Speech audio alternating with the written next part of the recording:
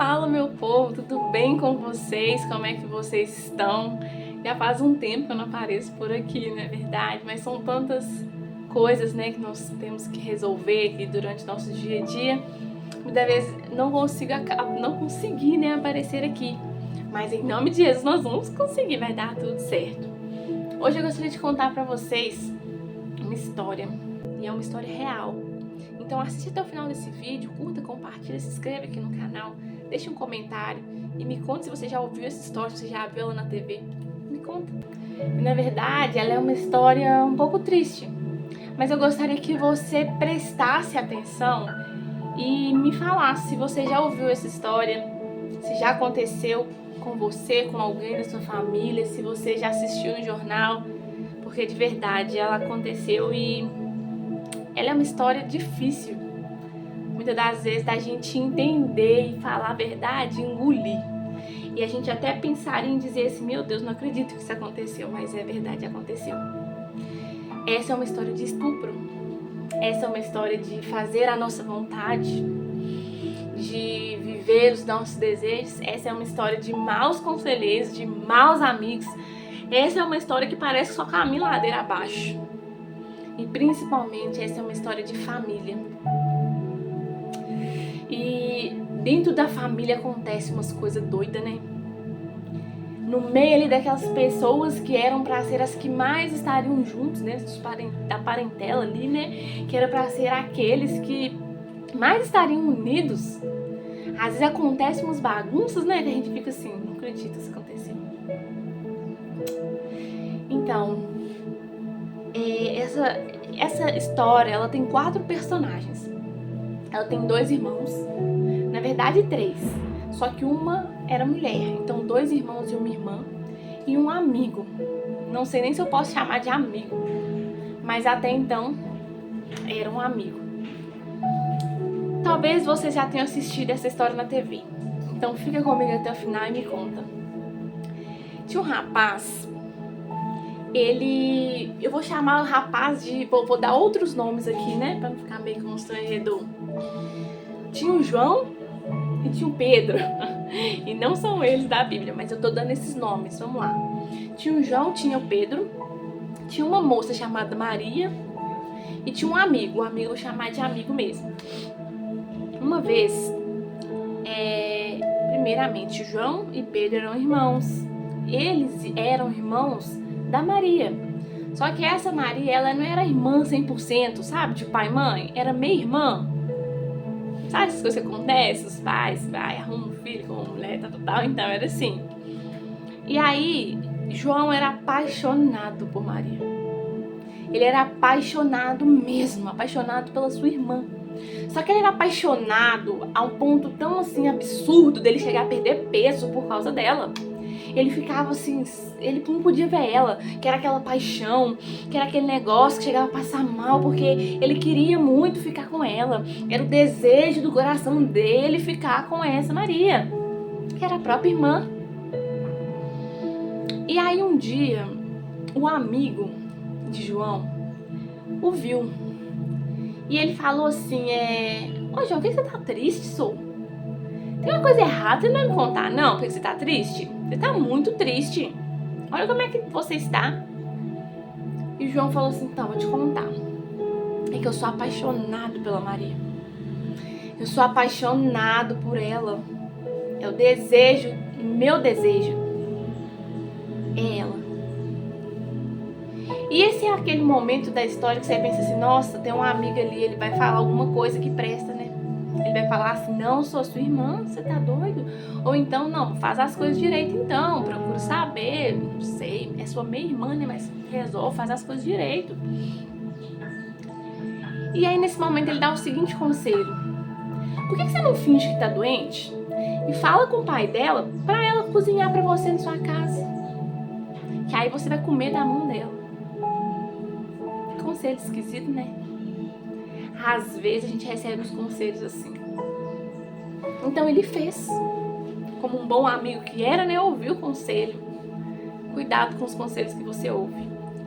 Então ele foi lá e conversou com o pai da jovem, que também era o pai dele. Eles eram filhos de mães diferentes, mas do mesmo pai. Ele falou assim, olha, eu tô passando muito mal, eu não tô conseguindo fazer nada. Tem como você pedir pra minha irmã cozinhar pra mim? E aí o pai ficou assim, mas por quê? Como assim? Nada a ver, né? Como assim cozinhar pra você? Não, só precisando de ajuda lá, não tem ninguém. Deixa ela aí, por favor e tal. Aí tá, então tá. Aí o pai falou assim, aqui, filha, vai lá, cuida do seu irmão, faz uma comida pra ele enquanto ele tá de cama, né? Ajuda ele. E ela foi com toda a boa intenção do coração. E ela era uma jovem virgem, ela não havia tido relações com ninguém. E ela era muito bonita. Ela era linda. E aí quando ela chegou lá, ele tava pedindo, né, a comida e tal. Aí ela foi dar ele, tava dando ele e tal, aquela mordomia. E tinha mais pessoas na casa nesse dia, que eram as pessoas que trabalhavam lá pra ele, pro João. Lembra que são nomes fictícios. E aí, sabe o que o João fez? Falou assim, pode ir todo mundo embora, deixa só minha irmã aqui pra me dar comida. E ele chamou ela pra mais perto, falou assim, vem cá. Sabe o que ele fez? Ele agarrou ela. E ela falou assim, não faz isso. Por favor, não faz isso. Se a gente conversar com meu pai, ele me deixa até casar com você, mas não faz isso. Você vai acabar com a minha vida, não faz isso. E ele nem ligou. Ele estuprou a própria irmã. E aí, quando ele fez isso, depois dela implorar pra não fazer, na mesma hora que ele fez, o amor que ele sentia por ela se transformou em ódio. Ele ficou com ódio dela, nojo. Ele não suportava olhar pra ela. E ela falou assim, e agora? O que vai ser de mim? Você ainda vai me deixar, vai me largar? O que você fez? Sabe o que ele fez? Pôs ela pra fora. De qualquer jeito, como se nada tivesse acontecido. Ele simplesmente falou assim, vai embora. E aquela irmã, aquela mulher agora, ela foi totalmente constrangida, humilhada, desprezada, e ela foi embora. E sabe, a continuação dessa história é uma história muito triste. Mas eu vou te contar. Talvez você já ouviu falar, talvez você já leu sobre ela. Essa história, ela se encontra no livro de 2 Samuel, capítulo 13. É uma história real, aconteceu. E os nomes das pessoas são Absalão, que seria o Pedro, Amnon, que seria o João, Tamar, que seria a irmã, que eu dei o nome de Maria, e o amigo. O amigo tem um nome esquisito ali. Esses são os personagens. Mas você pode falar assim, Carol, por que você não falou de Absalão? Porque a continuação da história é o que Absalão fez. Ele ficou com muita raiva. E no resumo do resumo, no final, 2 anos depois, ele matou o próprio irmão, porque o irmão tinha feito aquilo com a mulher. Mas em um contexto familiar, quando a gente olha pra essa história, não era pra acontecer essas coisas. Olha, um desejo da carne gerou ali, né, através de um conselho contrário, mundano, nada a ver com nada, gerou uma ação desagradável, uma ação corruptível, né, do homem, uma ação inaceitável. Essa ação gerou constrangimento, humilhação, e essa humilhação gerou ódio a ponto de ter vingança, gerar um desejo de vingança e morte dentro da família. Uma família. Muitas das vezes a gente olha pra uma história e começa a falar assim, não, Carol, você tá brincando, não aconteceu isso não. Eu vejo isso no jornal todo dia. Aconteceu. E a gente olha para as coisas do dia a dia e a gente pensa assim, não pode. Não pode, Carol, como assim? Porque eu vejo isso passar na televisão. Olha as coisas, como assim? Isso já aconteceu, tá na palavra. Só que a palavra, ela vem como um exemplo para nós olharmos e compreendermos. Quando a gente olha e assiste a notícia na TV de um caso que aconteceu assim atualmente, gera em nós uma revolta, uma tristeza, não é verdade? E quando a gente olha na palavra, a gente também tem esse sentimento. Só que através da palavra, sabe o que a gente tem que fazer? A gente tem que olhar e falar assim, o que eu aprendo disso aqui? O que eu retiro disso aqui? Deus, por que isso aconteceu? Como assim? Eles eram filhos de Davi? Tem uma hora que eu falei o rei aqui, eu vou ter que cortar essa parte. Ele era um filho de Davi, como assim que aconteceu toda essa bagunça? É porque dentro de uma família sempre vai ter conflitos, vai ter confusões. Só que uma coisa a gente precisa entender, Deus precisa ser o centro da família. O Senhor, Ele precisa estar no centro da tomada de decisões da família. Nós precisamos deixar que o Espírito Santo nos direcione, que o Espírito Santo nos aconselhe. Porque se nós ficarmos ouvindo qualquer conselho, qualquer palavra que saia da boca de qualquer pessoa, nós vamos agir assim. Você consegue entender comigo que esse amigo ali de Aminon foi como se fosse a vozinha de Satanás assim soprando? Faça mesmo. Gente, ele falou assim, é como se ele falasse assim, olha, a minha carne quer fazer isso. Nossa, a minha carne tá desejando muito isso. Sabe o que um amigo de verdade faria? Vamos orar porque essa vontade não tá certa. Vamos orar, vamos pedir direção ao Senhor. Acalma seu coração, vamos jejuar, vamos matar essa vontade dessa carne porque não tá certo. Só que às vezes a gente acaba agindo como esse amigo. Ou a gente tem esse amigo, ou a gente tem esse inimigo e a gente ouve a voz dele como se fosse nosso amigo.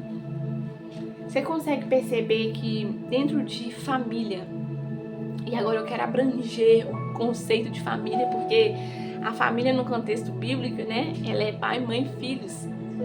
Eu quero abranger esse conceito no sentido de alcançar nossa parentela. Eu quero falar família no contexto de igreja. Eu quero falar família no contexto ali do seu trabalho. Onde você está? Normalmente o local que você está, que você passa muito tempo, é como se você construísse uma família. E porque você convive muito tempo com essas pessoas, você passa muito tempo com elas. Algumas você gosta, algumas você não gosta, algumas você quer dar, algumas você, ai meu Deus, o que eu faço? Mas comece a considerar como família e compreenda, há conflitos, não há? Há situações, problemas, há tantas coisas, mas tudo que a gente deve aprender é a minha família. Eu preciso entender que situações vão acontecer, mas além de tudo isso, eu preciso abrir o meu coração e viver a vontade de Deus.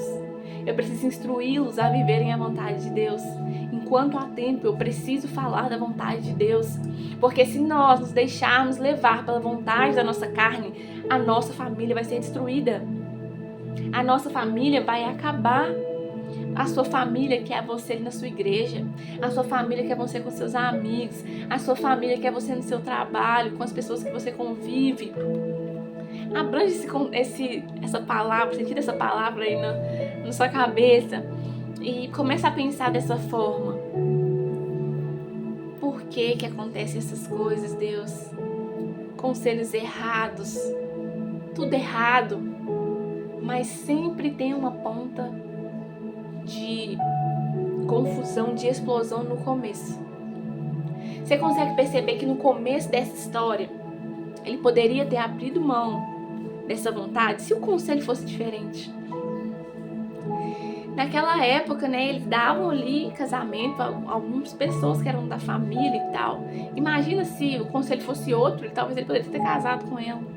Mas você percebe que ele queria só saciar o desejo da carne, que naquele momento que ele sacia, aquele sentimento que era de amor passou a ser de ódio.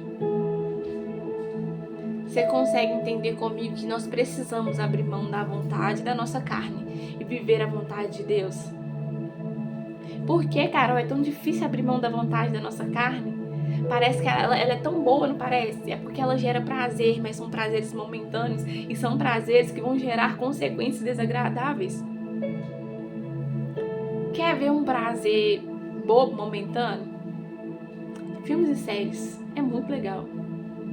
Só que se você dedica tempo demais para isso, são prazeres que acabam gerando consequências. Você fica viciado naquilo e não há frutos na sua vida, você não consegue fazer nada, daqui a pouco você está prostrado, parado, quieto, sem fazer nada, e pensando assim, meu Deus, eu não consigo fazer nada, por que será? Por que será? Essa história que eu te contei é uma história real. Aconteceu. Acontece, infelizmente, todos os dias em algum lugar. Só que se nós mudarmos a nossa atitude hoje, nós vamos impedir dessa história se repetir e repetir. Então, se você ouviu esse conselho, eu vou te dar um bom conselho. Haja com a sua família de forma diferente, como você gostaria que agisse com você. Faça com eles como você gostaria que eles fizessem com você. Haja de forma diferente, de forma sábia, de forma boa, de forma justa, de forma amável. E você vai ver muitos conflitos serem evitados. Você vai viver num contexto familiar diferente. E você não vai vivenciar essa tragédia, essa tristeza nessa história. Mas sabe o que acontece? Talvez você que está me assistindo viveu essa história. E o Senhor, Ele quer curar você hoje. Ele quer curar a sua alma. Ele quer dizer assim, olha, aconteceu, mas sabe? Através da sua história, da sua experiência, a sua vida foi transformada. Ela vai ser transformada dia após dia, para que outras pessoas, através de você, não vivam isso. Eu desejo de verdade que o Senhor possa nos instruir a lidar com outras pessoas como família. E não vivenciarmos histórias como essas. Na verdade, esse contexto, né? Dentro do nosso contexto familiar. Então, eu espero que você tenha compreendido essa história. Que o Senhor possa ter falado do seu coração. O Senhor possa continuar falando com você todos os dias. Amém?